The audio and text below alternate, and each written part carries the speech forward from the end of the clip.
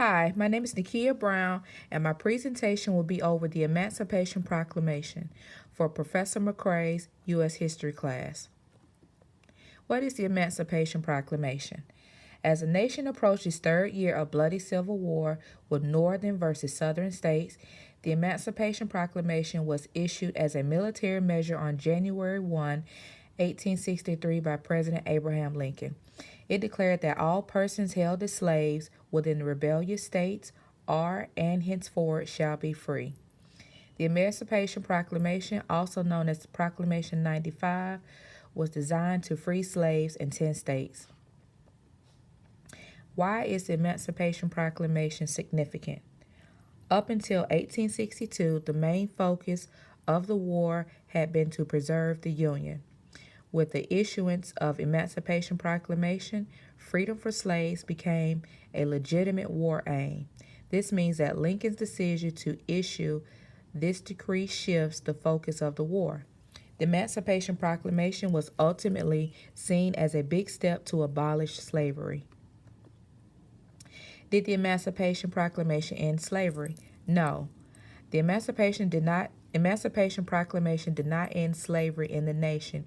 It captured the hearts and imaginations of millions of Americans and fundamentally transformed the character of the war. The impacts of the Emancipation Proclamation. The northern states. There was a redefined focus on slavery. There was an increase in enlistment of African American soldiers. Militia Act was allowed to enlist them. In the southern states, no longer believed in peaceful negotiation, and the war continued.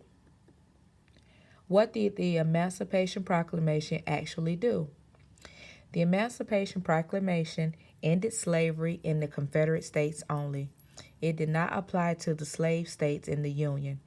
Lincoln's decree allowed African Americans to serve in the Union's armed forces.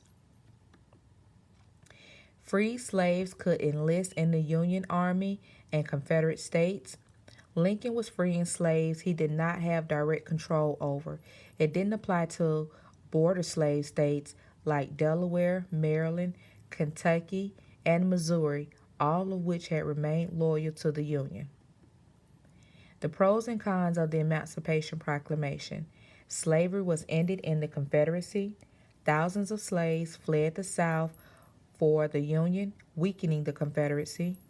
African Americans enlisted in the Union Army, helping war efforts.